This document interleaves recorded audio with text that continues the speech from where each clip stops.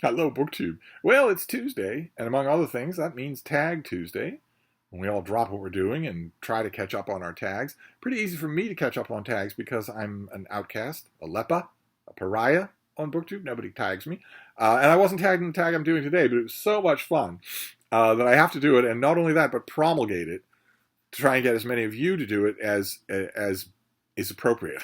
This is called the BookTube Journey Tag, and it's original tag created by Katie at Books and Things, who's been on BookTube forever and ever, and is also, in addition to that, our beloved author. And it's all about your experiences on BookTube. Now, I haven't been on BookTube as long as Katie has. In fact, she's part of my own BookTube origin story. I was watching BookTube before I ever thought that I could do it. I'm as old as dirt. I assumed the technology would be completely beyond me. And I was content with that. But I did watch it, and Katie's was one of the first channels that I watched. In fact, hers is one of the first channels that raised all sorts of questions for me about what BookTube actually is. The bourbon belching, shaving every day 30-something adults who were pinwheeling like lunatics about books written for children. That was most of what I saw at first. It was the YA crowd, and when I watched all of that, I didn't have any question as to what BookTube actually was. I saw that and knew exactly what it was, and none of it was good, and none of it was for me. But then I started to find other channels. I started to find other people who weren't doing that. And Katie's was one of those channels, one of my favorite ones. And she was one of the channels that I forwarded videos to a number of old friends of mine in the critical world when I was thinking about all of this, when I was encountering it and trying to figure out what it was. I, of course, sought help, as I always do. I sought help can you give me some insight into what this is? And they were dumbfounded. And I remember one of the videos that dumbfounded the most of us the most was one of Katie's videos where she just goes on, as is her wont, about Victorian literature. And it confused, I remember one friend of mine in particular, he's extremely well-versed in Victorian literature, and he said, well, she knows the subject really well, but what is this? She's not offering a formal critique of the book she's talking about. I think it was an Elizabeth Gaskell book. She's not offering a formal critique of it. It's not a lecture because she's in a room of some kind. She's in her home of some kind. What is this? She's not talking about her first encounter because she obviously knows this book really well. So they couldn't come up with a category for it, and neither could I. But I kept watching those videos, and it was only after I was convinced to try to make videos of my own that I realized that the reason that neither I nor any of my scholar friends or critic friends could come up with a category is because this is something new. It doesn't fit any other category. So I saw that she did an original tag, which is all about your BookTube journey. I had to do it, whether I was tagged or not. So let's look at the questions. Question number one is, how long have you been watching BookTube? I would say probably 10 years. I watched it for a long time, rather dutifully, left lots of comments. Before I made any videos, because I was assuming the whole time that I would not be able to make videos. It never occurred to me that I would be able, that at the time that barrier looked completely impassable. Just like, the way it is with tech, right? It's the way it is with tech. You think it's impassable until you pass it, and then all of a sudden you wonder why you ever bothered worrying about it. I think the same thing now about editing. How much fun it would be to do a book vlog, to do a daily book vlog. How much fun would that be? Or a weekly book vlog. And I don't do it because I've just been reflexively telling myself all along that I don't know how to edit. There's no editing program that I've ever looked at that is simple enough for me to handle it without feeling like I need to learn differential calculations or whatnot. And that reminds me that one person, a few weeks ago, when I was dropping leaden hints about having a house guest for a week, one of you accurately guessed to me in private in an email. One of you accurately guessed that it was David Murphy who was coming, and that person said, "Oh, I hope you make videos every day, and also I hope you get David to teach you how to edit." And the person quickly added, "It's not that I don't love your videos the way they are, not edited. You speak extemporaneously fairly well," was the nice pat on the head comment. It's just that the person pointed out that if I could edit, I could do other things. I could do vlogs, which I would love to do. I could also add in editorial information right there on the screen. Here's the title of the book I blew right past. Here's a correction on my name of the editor. I got the name of the editor wrong. This is the right editor's name. The things like that, I find them useful in other people's videos. And right now I don't do them myself, but I've been watching for about 10 years. Then question number 2 is, how long have you been making BookTube videos? April marks 8 years. I am in my 8-year anniversary, and I have passed 7,000 videos. And according to one of you, I think somebody said that I've passed 7 million views, or I'm close to it. Mind-boggling numbers at the time when I started. Number 3, what made you start making videos? For me, it's not a what, it's a who. It's Chris Rhodes of The Reading Roads, an old BookTube channel called The Reading Roads. Chris and his then girlfriend, and later became his wife, Giselle, lived in Western Massachusetts. And I'd commented on Chris's videos. I commented on his videos long before I had a channel of my own. Because I commented on lots of people's videos. I thought his channel was wonderful. And gradually it came about that we realized that we live within striking distance of each other. And the idea came up, well, how about a day? How about we meet and maybe go to a few charity shops to hunt for books or something like, or the Boston Public Library book sale or whatnot. And we did that. And in the course, Chris, of course, made vlogs of those videos, of those activities, and uploaded them.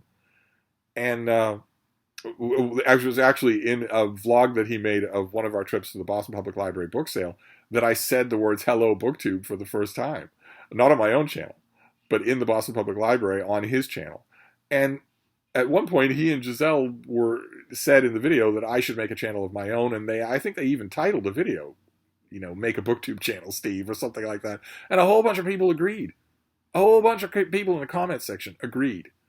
And I thought, okay, well, you've kind of outed me here. I have no choice now but to think about it in practical terms. But the practical terms are a fatal impediment. And Chris said, no, they're not. This is easy. You just turn on a camera. There was an app at the time that you could use to upload your video to YouTube. I used it. I didn't think anything of it. It was very easy to do, very easy to add to my phone, very easy to use. And they just filmed the BookTube newbie tag. They filmed me doing the BookTube newbie tag, and I loved it. I had a different landing on BookTube initially than most people do, because I already had a crowd of subscribers before I made a video, because they'd seen me on somebody else's channel. Let's see here. Question number 4. Are there any people who have played a significant role in your BookTube journey? Well, obviously Chris and Giselle would play the first significant role, absolutely. Or unless the first significant role we're going to reserve for the booktubers who made me wish that I could do it. All the bookish people I watched, Dan Campbell and Katie at Books and Things, and a bunch of other people that made me think, well, I'd like to do this. I'd like to be a part of this, or at least give it a try. I wish that I could. I just assumed I couldn't. But there are those people. There's Chris and Giselle, who not only pushed me to do it, but showed me that I technologically could do it. And then there are a core group of people from 8 years ago who stuck by me during a dark period in the very beginning of my channel, and showed me by doing that such people exist, and that you find them this way. You find them through BookTube. That it's not, in other words, I guess I'd originally thought, strangely, that this was performer and audience, when I knew that wasn't true, because I met Chris and Giselle because it wasn't true. I met them because it's just people. But that moment at the beginning of my channel, where those people were reaching out saying, one person said, forget the future of your channel or anything like this. I want to know if you're okay. Are you okay? This seems bruising. Are you okay? Another person reached out and said, this is not us. This is not BookTube. So don't let this drive you away. Don't let it do that. This is an aberration. And so on and so forth. That was wonderful. And that was definitely formative. That kept me here, or I would have left that horrible weekend. Question number 5 is, what kinds of books do you like to read? I like to read lots and lots of different kinds of books. Lots and lots.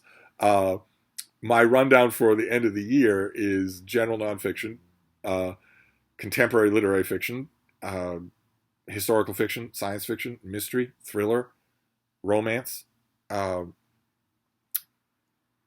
history, biography, natural history, nature books, science books if they're comprehensible to me. Also, comic books, graphic novels, older books of all kinds, just of all kinds. Biography, of course, my favorite thing to read, the classics. It's a lot. it's a lot. I like to read a wide array of different books. Question number 6 is, how has that changed since you started on BookTube? It's changed in lots and lots of ways. I think each way would probably be little, but they add up to a lot. Because I love all of those genres, but I hadn't read everything in all of those genres, obviously. And there were types of things, types of authors, types of reading that I had stiffened into habits of not doing it or of disdaining it. And then all of a sudden, with BookTube, you are watching every day heartfelt, unrehearsed videos by people. Once I found the unrehearsed people, I had to deal with a lot of scripted videos by people who scream fire close relatives on a regular basis. I had to go wade through a lot of them to find the real people. Once I found the real people, you're watching these people every 3 days, every week, every 2 weeks, something like that. And I was watching for the people. I was watching for, oh, I haven't checked in with you in a while. Oh, this is fascinating. I know you mentioned that you were going to start this book. What are you thinking about it? Those questions have been my bread and butter forever. I am actually interested in those kinds of questions. And I would be watching someone like that for weeks, and then, let's say 3 weeks in, they would hold up a book that I hated, by an author that I hated, and say, this was really interesting. In the past, pre-BookTube, if someone had done that, I would probably have leapt to the snap judgment. I would probably have leapt to saying, well, a thing that's familiar, a thing that I often say on this channel, which is, if that's impressing you, it's because you've never read the things it's ripping off. You don't realize that you're reading something that is a watered-down version of something much better at the same thing, at doing the same thing. That would have been my off-the-cuff reaction right away. And thanks to BookTube, I realized that I was seeing people doing that, holding up some book that I had dismissed long since, some author I had dismissed long since, but their reaction to it was heartfelt and thoughtful. And I'm not saying that actually made me rethink the author, because I put a lot of work into thinking out authors, into assessing them. I don't do it as a snap judgment. I put a lot of work into it. So I like to think those judgments are not wishy-washy, that they're going to stand a little bit of challenging. It wasn't so much that as it was not so much the verdict of the snap judgment, but the process of the snap judgment at all. That maybe there's a lot more textured nuance going on here. It might not change my end verdict of the author or that particular book, but it'll make me a lot more accepting and inquisitive about the people who do like those things, if that makes any sense at all. That has definitely changed for the better. That is a much better change. I'm much more aware of that now. I still get, thankfully with most of you, I still get to joke as if that weren't true. And the only reason that joke works is because you all realize that it's a joke. I still get to joke as if, well, you're wasting your life because you're reading such and such an author. I still get to make comments like that because I think the vast majority, I need to remind myself, it is a vast majority of you get my humor and know that I'm of course not dismissing you. I'm joking with you that way. And I might consider maybe giving the author another try here or there. That has happened too.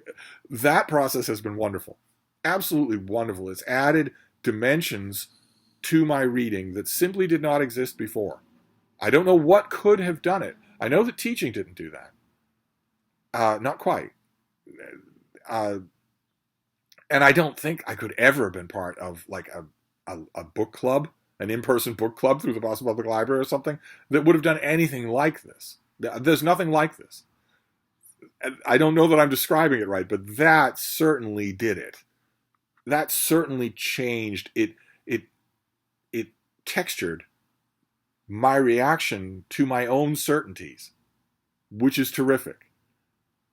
Absolutely terrific. I don't know that I'm describing it right, but if I'm watching, well, you name it. Name a booktuber that you have to take seriously, whether you agree with them or not. If I'm watching Britta Bowler, and she talks about, I read this recent book, and I didn't like it at all. I thought it was incredibly dumb. The author drops the ball on the plot. The pacing doesn't work at all. And I like the book. I am no longer free to simply say, well, you just don't know what you're talking about. Because I know she does. When I watch your videos, I learn what you know about and what you don't know about. And I no longer have that luxury. So if Britta, drags my beloved Elise Shafak on stage and beats the crap out of her, I can't say, well, you're not seeing what you're seeing. Because instead I have to think, okay, well, why do I like her? What is there here? Am I wrong? Was I wrong? Stuff like that is fascinating to me. Just fascinating. But anyway, we need to get through this tag. There are a lot more questions. Question number 7. What kind of videos do you most like to make? I know that this probably applies to a lot of booktubers. It doesn't apply to me. I know this is going to sound dumb, but I love just talking to you on camera. I would make 10 videos a day if I could justify it, and if you could bear it. If you could bear it. I already make an unbelievable amount of videos, and that seems unfair. I remember thinking when I passed 6,000 subscribers, or maybe 7,000, something like that. I told an old friend of mine from the non-BookTube, the literary world. I told an old friend of mine about the number, and I think I even shared the screenshot. And he wrote back and said, that's impressive, but they know you still outnumber them, right? So when it comes to bombarding you with videos, I probably do. But I don't make 10 videos a day, but I love these conversations. Absolutely love it. So there aren't any kinds of videos that I like more than any other. The minute I get, it's now a part of my day to think about, what am I going to talk about today to my imaginary BookTube friends? What am I going to talk about? They're going to want 5 videos. Can I make 5 videos today? Can I get it down to 5? What do I want to talk about? What subjects do I want to do? What events do I want to buoy up? What booktuber do I want to pick on? Or a subject that I want to kick around a little? Or tag that I want to do? Or anything like that. I love them all. There isn't one kind of video that would take precedence. Question number 8. How has that changed since you started on BookTube? Do you think your video making style has changed over time? It hasn't changed. That joy, that starting every day, the first moment of every day is, thank God I'm alive. when you get to a certain age, you'll start every day the same way as well. But then that process, that joyful process of, okay, what do I want to talk about today? It's also, at the beginning of that day, it's also, what do I have to do today? What do I want to do today? What do I have to do today? What are the elements of today? And now, thanks to BookTube, one of the active parts of that thinking is BookTube. So that has not changed over time. My video making style has changed over time. I think I've grown more accustomed to being on camera. My tech hasn't improved, but a number of you have pointed out over the years that in my earliest videos, I am quieter. And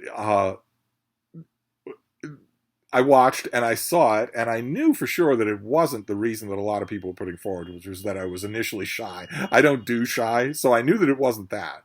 Then people started pointing out, and I started realizing it's because I had 2 invalids with me for every video. On one side, I had my pointer, Malin, and on the other side, directly under my left elbow, I had my fat basset hound, Lucy, my old girls. And by the time I started making BookTube, they were old and weak. And as I was making videos, they grew infirm and then finally sick. And I had them on video as often as they wanted to be on video, but I was very much in caretaker mode, and I'm not anymore. I have a little dog now who's in the absolute fullness of her strength. So I guess if I mentioned her, I should show her. She's right there next to me. So I'm not in that mode anymore. So I'm a little louder. Question number 9. Do you script and or edit your videos, and has that changed over time? I don't script my videos, and I don't edit my videos. No. I view these videos, I now know that not everybody does, but I view these videos as conversations where I'm having the incredible, lucky privilege of having hundreds of genuine readers, genuine, energetic readers, even if we don't agree on what we're reading, and even if we read vastly different things. In other words, I read good things and you read crapola. And even no matter what it is, I have the unbelievable privilege of talking to hundreds of diehard good readers every day. So I view these as conversations. And to me, that would be anathema to script such a thing or to edit such a thing. If you're in the middle of a conversation with a friend of yours at a bistro down the street and you misspeak, you don't say, all right, can we go out and come in again? You don't do that. I don't do that. Let's see here. Question number 10. What's the most viewed video on your channel? I don't actually know. I am terrible at even knowing where to look for the metrics and stats on my channel. I've had to be told about the number of videos reaching 7,000 or the number of views. I've had to be told about those sorts of things because I never keep it in my head how to find those things. I would have assumed, I probably still do assume, that it's one particular episode of a feature I used to do on this channel that a lot of you want back called Last Week in BookTube. I used to do that when my channel was much, much smaller. I would do Last Week in BookTube, or I would do a rundown of the BookTube and YouTube that I had watched in the previous week, the highlights of it. I stopped doing that because once my channel got weirdly, unreasonably big, it started to feel like that could be that could be viewed punitive somehow. That not so much that you're lifting up the channels that you're talking about, but that you're hurting the ones you're not talking about. I've been told by a number of you, including a couple of veteran booktubers, that that's not true. You could keep doing it. It's doing more good than harm.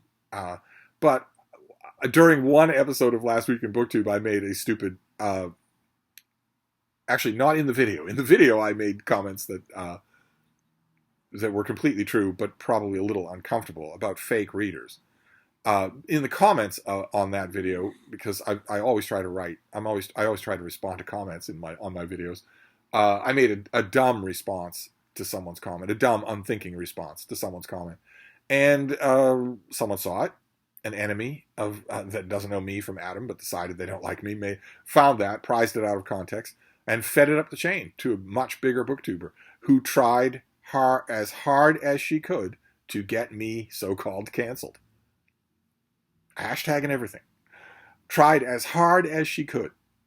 It didn't work, but and it also, like I mentioned earlier, it also sparked lots of outreach from people saying, this is ridiculous, this is incredibly out of proportion, please don't leave BookTube, all that sort of, are you okay, all that sort of thing. That was wonderful. The long-term upshot of that horrible hashtag weekend was wonderful. But the reason I bring it up is because thanks to that single-minded, maniacal, vicious attempt to get someone canceled when you know nothing about them at all. Didn't even watch the video in which the comment occurs in the comments field. Just took it on faith from some other malicious actor. For a long time, I would have assumed that video was my most watched video. I have no idea. I don't actually know the numbers. But I think, not knowing numbers, I think there's a chance that one of my videos is even more watched. It was a joke. It was an absolute joke. Somebody asked me, what's a surefire way to get rid of mold in a book? Of course, there's no way to get rid of mold in a book. So I made a video in which I lampooned that fact. That's all. That's all. I made a quick video. It's like 30 seconds long where I lampoon the fact that there is no surefire way to get rid of mildew or mold in a book. And I think that video is probably up there in the running for how many times it's been watched. And also, since I'm mentioning it, I might as well point out that a lot of people let the side down. I have to say, on the comments of that video, a lot of people let the side down. They don't seem to realize that it's a joke. Or they don't like it. I came here to find a surefire cure for mildew in books. I didn't expect this. I want to talk to the manager. So I don't know what my most watched video is, but I think that little thing might be in the running. Uh, One of you could easily tell me. I rely on you people for this sort of thing. I don't know myself. Uh, Nor do I care. Nor do I care about metrics. Uh, let's see here. Number 11. What's your favorite video you've ever made? No, it's the same thing. It doesn't work. The sentimental favorites for me, if I ever looked back at my old videos, would be the ones where my girls appear. Or there was a video I did for the Western Canon Starter Kit. One of the Western Canon Starter Kits features Frida when she was just 8 months old. It was her third day with me. And there she is on camera, this tiny little mouse of a thing. If I went back and watched videos, I would go back and watch that. But favorites? No. No. You don't think that way. When you think about BookTube videos the way I do, you don't think that way. You don't think back and think, well, friends X, Y, and Z, here I'm going to rank my top 10 conversations with them. No. You don't think that. I don't think that way at all. Let's see here. Number 12. Do you have a favorite book you read because of BookTube? Not a favorite, because it's not really read. BookTube has mostly sparked rereads in me. Rereads and also reconsiderations, where, like I mentioned, a booktuber is considering seriously something that I had dismissed. Well, I can't dismiss them, because they're not just a quick blog post or a comment on the New York Times website. They're a person that has been talking to me in their videos for a long time. That's not dismissible anymore. And so I would go back to, I routinely reconsider types of books, specific authors, because of that. But not a favorite. No, I don't think it works that way. There isn't any one favorite. No, question number 13. Do you have a favorite BookTube experience to tell us about? Well, for a long time, it would have been the one that I mentioned, that I made a stupid social media faux pas. It was minor, but it was stupid. And people reached out to me and said, this isn't BookTube. Those people were actually wrong. That is, we're talking statistically, that is BookTube. But it isn't this little corner of BookTube. Not mostly. They were right about that. But people reaching out and saying, are you okay? Are you doing all right? Whether you keep your channel or not. That was terrific, and I would have said that for a long time. Now, of course, it's something else. It's the real world.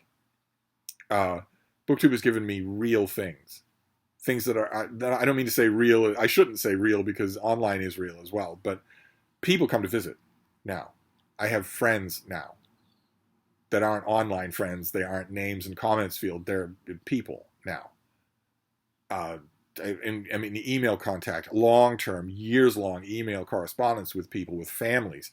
I'm in Voxer conversations for years now with all kinds of people. And people visit. I don't so much visit. Every once in a while, I get to pack up the show on the road and go with the bean somewhere else, but usually not. But people come here. And that's all real. That has nothing to do anymore with BookTube. All of those things exist separate from BookTube. It's like I often say, if BookTube became untenable for me, well, I have most of what I want from BookTube. Anyway. Or if BookTube became untenable, all I would be losing is the ability to generate more of that. Because videos can reach you don't know who. But for me, best BookTube experience that I got through BookTube is just an enhancement of the real world. More and more friends. Wonderful. Absolutely wonderful. Let's see here. Question number 14. What does your book collection look like? It's a mess. At the moment, more of a mess than usual. And that's not David Murphy's fault. Former booktuber David Murphy did come to visit a couple of weeks ago, and we did a lot of book rearranging, but we should have done a lot more. I'm kicking myself that I didn't work him a lot harder when he was here. I was stuffing him full of wine and calzones, but I should have worked him a lot harder too, because there's a lot more book reorganizing to do here. A lot more. And also we made the problem worse while we were making it better, because we went out and got hundreds of books that week, just on the road buying books.